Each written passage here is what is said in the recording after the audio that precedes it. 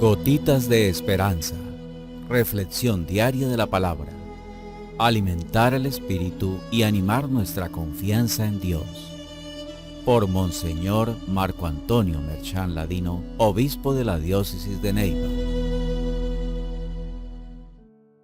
Reciban todos un saludo muy especial en este jueves, fiesta de San Mateo. Yo no he venido a llamar a los justos, sino a los pecadores. Esta frase, la última del Evangelio de hoy, sintetiza perfectamente todo el mensaje que el Señor quiere grabar en nuestros corazones, con el pasaje de la llamada a Mateo, un pecador, llamado a seguir al Señor como discípulo, uno a quien el pecado mantenía paralizado, es ahora curado y puesto en pie puede acoger a aquel que antes lo ha acogido en su misericordia.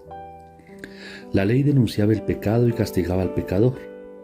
El Señor, en cambio, en su infinita misericordia, perdona el pecado y acoge al pecador. Dios es amor, no ley, es perdón y medicina, no castigo. Nuestro Dios ama y da prioridad al pecador de la misma manera que un médico prioriza entre sus enfermos a aquel que esté más enfermo, porque sabe que tiene mayor necesidad y mayor urgencia de él. El texto resalta la mirada de Jesús, que como un rayo de luz ilumina las tinieblas del pecado y las sombras de la muerte en las que estaba envuelto Mateo, sentado allá a la mesa de los impuestos, inmerso en el Dios dinero. Esta escena la conocemos. Podríamos citar muchos ejemplos y hasta citarnos a nosotros mismos mostrando un autorretrato. Escena muy extendida y muy normal en el mundo de hoy, en el que el dinero se ha convertido en el centro, el motivo de los esfuerzos y en la razón de los sacrificios y hasta de las locuras más miserables, y que refleja una parálisis muy grave que nos ha esclavizado a los propios intereses y al egoísmo reinante. El Señor lo vio y le dijo: sígueme. De la misma manera que la mirada y la palabra de Dios fueron el principio de la creación. Recordemos en el Génesis las frases que más se repiten fueron: y dijo Dios, su palabra. Luego, y vio Dios que era bueno, su mirada. Pues ahora nuevamente la mirada y la palabra del Señor son el fundamento de la nueva creación. Dios ve con misericordia, sus entrañas se estremecen al ver a su criatura esclava, incapaz de moverse con libertad, inmersa en un mundo que terminará devorándolo y destruyendo su felicidad, y por eso le pide seguirlo, pues en el seguimiento del Señor se encuentra el sentido de la vida. Siguiéndolo además y aceptando los dones que nos ofrece, llegamos a ser hijos. Por eso Mateo no duda.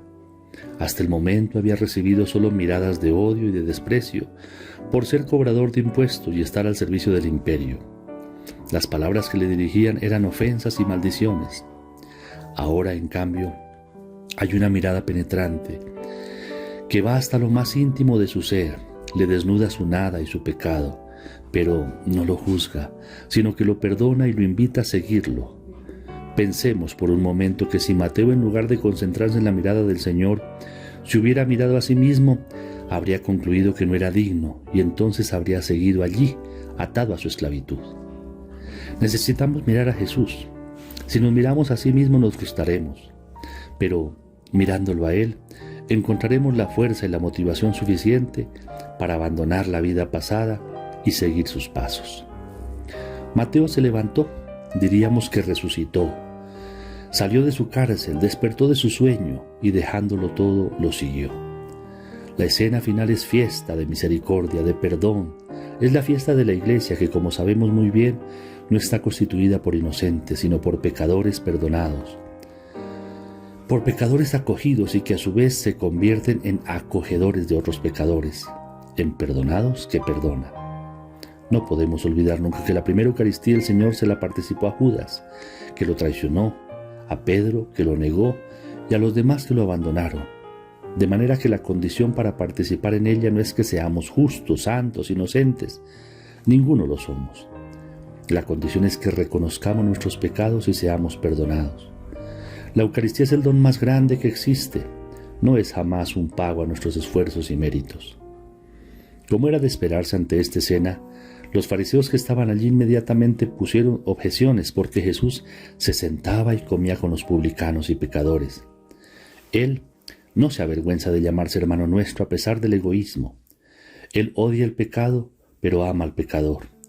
Pues no necesitan médicos los sanos sino los enfermos, de la misma manera que no necesitan misericordia los justos sino los pecadores. Si por ejemplo yo tengo un simple resfriado y otro hermano tiene complicaciones respiratorias, renales y cardíacas a causa, por ejemplo, de la pandemia que vivimos, preguntémonos a quién atendería primero el médico. La respuesta es obvia. La medida de la misericordia de Dios no es nuestra bondad, sino nuestro pecado. Eso sí, con una condición, y es que una vez curados, los sigamos fielmente y acojamos a nuestros hermanos, como lo hizo Mateo.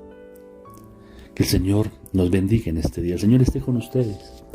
Y la bendición de Dios Todopoderoso, Padre, Hijo y Espíritu Santo, descienda sobre ustedes y los acompañe siempre. Amén.